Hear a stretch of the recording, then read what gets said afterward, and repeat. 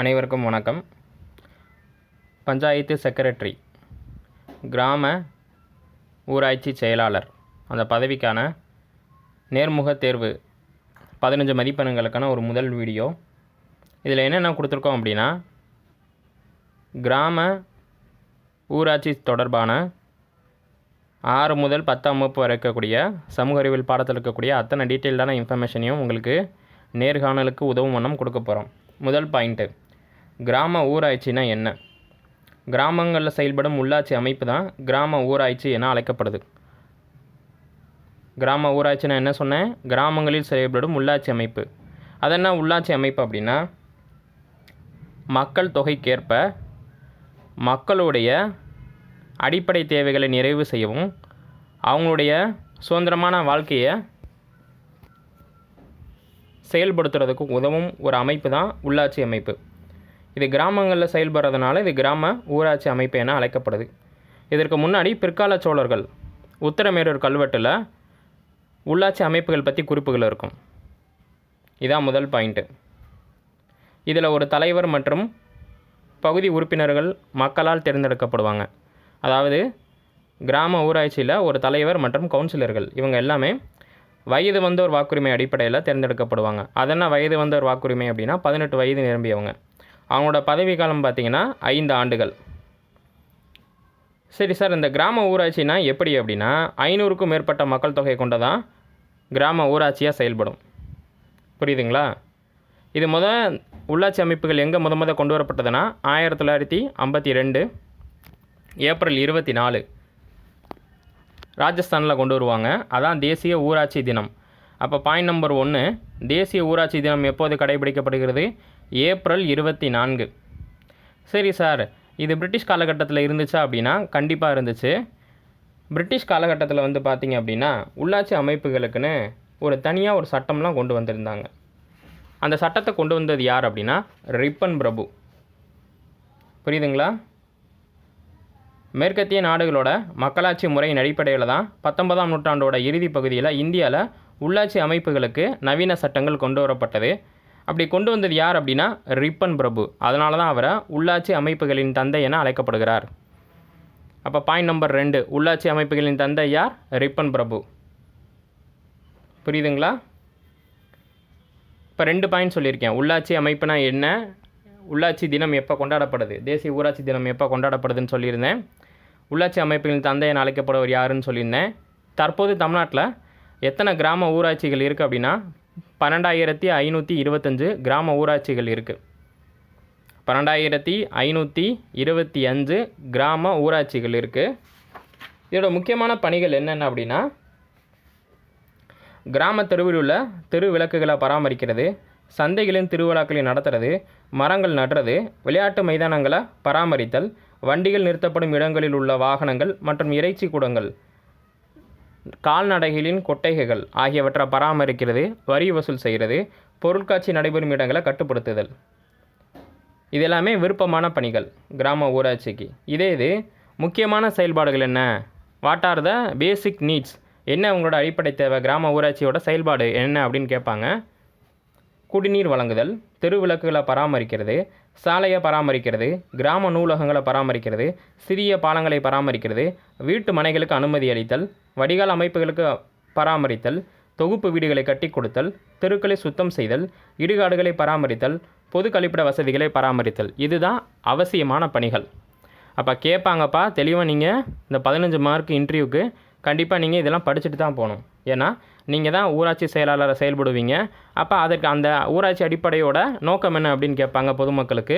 இதெல்லாம் நீங்கள் தெரிஞ்சுக்கணும். ஃபஸ்ட்டு என்ன சொன்னேன்? கிராம ஊராட்சினா என்னன்னு சொன்னேன். அது சங்க காலத்தில் பிற்கால சோழர் காலத்தில் இருந்துச்சு. அதற்கு எடுத்துக்காட்டு உத்தரமேரூர் கல்வெட்டு பிரிட்டிஷ் காலகட்டத்தில் இருந்துச்சு. அதற்கு காரணம் ரிப்பன் பிரபு. இப்போ உள்ளாட்சி அமைப்புகளில் கிராம ஊராட்சினா எவ்வளோ மக்கள் தொகை இருக்கணும்னு சொன்னேன்? 500. அதோட விருப்பமான பணி என்னன்னு சொல்லியிருந்தேன். அதுக்கடுத்து முக்கியமான பணிகள் என்னன்னு சொல்லியிருந்தேன். திருப்பி வேணால் தெளிவாக சொல்கிறேன். கிராம ஊராட்சியோட முக்கியமான செயல்பாடுகள் என்னென்னு கேட்பாங்க. குடிநீர் வழங்குதல், தெருவிளக்குகளை பராமரித்தல், சாலைகளை பராமரித்தல், கிராம நூலகங்களை பராமரித்தல், சிறிய பாலங்களை பராமரித்தல், வீட்டு மனைகளுக்கு அனுமதி அளித்தல், வடிகால் அமைப்புகளை பராமரித்தல், தொகுப்பு வீடுகளை கட்டுதல், தெருக்களை சுத்தம் செய்தல், இடுகாடுகளை பராமரித்தல், பொது கழிப்பிட வசதிகளை பராமரித்தல். இது எல்லாமே கிராம ஊராட்சியோட முக்கியமான பணிகள். புரியுதுங்களா? இதை மேற்பார்வையிடுறது தான் உங்களுடைய முக்கியமான வேலை. அடுத்து ரொம்ப முக்கியமானது என்னென்னா, மக்கள் தொகையின் எண்ணிக்கைக்கு ஏற்ப கிராம ஊராட்சியில் வார்டாக பிரிப்பாங்க. அந்த வார்டு எப்படின்னா 500 முதல் 2000 வரை இருந்துச்சுன்னா அந்த கிராம ஊராட்சியில் 6 உறுப்பினர் இருப்பாங்க. அதாவது 6 வார்டாக பிரித்து ஒவ்வொரு வார்டுக்கும் ஒரு உறுப்பினர் வீதம் 6 உறுப்பினர்கள் இருப்பாங்க. அதே இது அந்த கிராமத்தில் மக்கள் தொகை 2000லேருந்து 6000 வரைக்கும் இருந்துச்சுன்னா 9 உறுப்பினர்கள் இருப்பாங்க. அதே இது 6000லேருந்து 10000 வரை இருந்துச்சுன்னா 12 உறுப்பினர்கள் இருப்பாங்க அந்த பஞ்சாயத்து போர்டுக்கு. தெளிவாக ஞாபகம் வச்சுக்கணும். இதெல்லாம் கேட்பாங்கப்பா. மக்கள் தொகை எண்ணிக்கைக்கு ஏற்ப தான் கிராம ஊராட்சியில் உறுப்பினர் எண்ணிக்கை கூடும். புரியுதுங்களா? வார்டுன்னு என்ன சொன்னேன்? மக்கள் தொகையோட எண்ணிக்கைக்கும் அதில் இருக்கக்கூடிய பரப்பளவை வச்சு தான் வார்டாக பிரிப்பாங்க.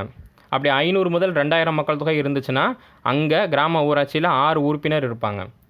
2000 முதல் 6000 வரை மக்கள் தொகை இருந்துச்சு அப்படின்னா 9 உறுப்பினர் இருப்பாங்க. 6000 முதல் 10000 வரை இருந்தாங்கன்னா 12 உறுப்பினர் இருப்பாங்க கிராம ஊராட்சியில்.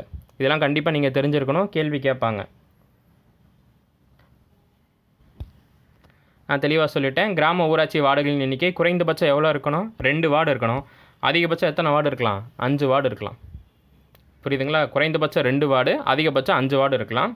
வார்டுன்றது என்னென்னு உங்களுக்கு தெளிவாக சொல்லியிருந்தேன். மக்கள் தொகை மற்றும் அங்கே இருக்கக்கூடிய பரப்பளவு இதை வச்சு தான் வார்டாக பிரிப்பாங்க. புரியுதுங்களா? தமிழகத்தில் ஊராட்சி சட்டம் எப்போ கொண்டு வரப்பட்டதுன்னா 1994 ஏப்ரல் 22 தான் நடைமுறைக்கு கொண்டு வந்திருக்காங்க. இதையும் நீங்கள் தெரிஞ்சுக்கணும். தமிழகத்தில் ஊராட்சி சட்டங்கள் எப்போ கொண்டு வரப்பட்டதுன்னா ஏப்ரல் 22, 1994. இதன் அடிப்படையில் தான் இவ்வளோ சட்டங்கள் கொண்டு வராங்க. புரியுதுங்களா? நான் சொன்னேன் பாருங்கள், குறைந்தபட்சம் 2 இருக்கணும், அதிகபட்சம் 5 வார்டுகள் இருக்கணும். தமிழ்நாட்டில் தற்போது எத்தனை கிராம ஊராட்சிகள் இருக்குது? 12525. இதெல்லாம் கண்டிப்பாக கேள்வி கேட்பாங்க. புரியுதுங்களா? தெளிவாக படிச்சுக்கோங்க, எக்ஸாம்ஸ்க்கு வரும். சரி, இந்த கிராம ஊராட்சிகள் எந்தெந்த விதமான வரி வசூல் செய்கிறாங்க அப்படின்னா, சொத்து வரி, தொழில் வரி, வீட்டு வரி, குடிநீர் இணைப்புக்கான வரி, நில வரி, கடைகளில் மீதிக்கப்படும் வரிகள். இது எல்லாமே இவங்களோட முக்கியமான வருவாய். இதையும் கேள்வி கேட்பாங்க. அப்போ கிராம ஊராட்சியோட முக்கியமான வருவாய் எதுலேருந்து பெறப்படுது அப்படின்னா, சொத்து வரியிலேருந்து பெறப்படுது, தொழில் வரியிலேருந்து பெறப்படுது, வீட்டு வரியிலேருந்து பெறப்படுது, குடிநீர் இணைப்புக்கான கட்டணத்திலிருந்து பெறப்படுது, நில வரியின் மூலம் பெறப்படுது, கிராம ஊராட்சியில் இருக்கக்கூடிய கடைகளின் மீது விதிக்கப்படும் வரிகளின் மூலமாக அவங்களுக்கு வருவாய் கிடைக்குது. புரியுதுங்களா? இந்த கிராம ஊராட்சிகள் வந்து பார்த்திங்க அப்படின்னா ரொம்ப முக்கியமான ஒன்று. ஏன் அப்படின்னா, இந்தியாவில் பார்த்திங்க அப்படின்னா 1957 உள்ளூர் நிர்வாக சீர்திருத்தம் தொடர்பாக சட்டங்கள் வெளியிட்டாங்க. அதுக்கப்புறம் 1958 தான் மதராஸ் பஞ்சாயத்து சட்டம் அப்படின்னு ஒன்று கொண்டு வராங்க. அதன் மூலமாக மாவட்ட கவுன்சில் ஏற்படுத்தப்படுது. அப்போ இதெல்லாம் நீங்கள் தெரிஞ்சிருக்கணும். அப்போ கிராம ஊராட்சி ரொம்ப சிம்பிள். ஊராட்சின்னு என்னன்னு சொல்லிட்டோம், தற்போது எத்தனை பேர் இருக்காங்கன்னு சொல்லிட்டோம், அதோட பணி என்னன்னு சொல்லிட்டோம். 2 பணி, ஒன்று விருப்ப பணி, இன்னொன்று அடிப்படை செயல்பாட்டுக்கான பணி.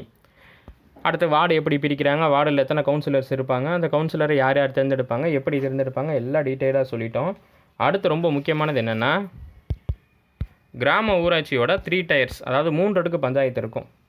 இது பல்வேந்தராய் கமிட்டி 1957 3 அடுக்கு பஞ்சாயத்து முறையை இந்தியாவில் அறிமுகப்படுத்துகிறாங்க. கேட்பாங்கப்பா, பஞ்சாயத்து ராஜில் 3 அடுக்கு பஞ்சாயத்தை எந்த கமிட்டி கொண்டு வந்தாங்க அப்படின்னு கேட்டாங்கன்னா, பல்வேந்தராய் மேத்தா குழு 1957 3 அடுக்கு பஞ்சாயத்து அமைப்பை ஏற்படுத்துகிறாங்க. கிராம அளவில் கிராம ஊராட்சிகள், அடுத்த வட்டார அளவில் பஞ்சாயத்து சமிதி, மாவட்ட அளவில் ஜில்லா பரிஷத். இது 3மே கேள்வியாக கேட்பாங்க. அதுதான் இங்கே கொடுத்துருக்கோம். இதை கொண்டு வந்தது பல்வேந்தராய்க்கு மேத்தா கமிட்டி 1957 3 அடுக்கு பஞ்சாயத்து, கிராம ஊராட்சி, அதுக்கடுத்து ஊராட்சி ஒன்றியம், அதுக்கடுத்து மாவட்ட ஊராட்சி. நம்ம கொஞ்சம் புரிஞ்சுக்கிற மாதிரி சொல்லணும்னா கிராமம், ஒன்றியம், மாவட்டம் இப்படியா வச்சுக்கோங்க.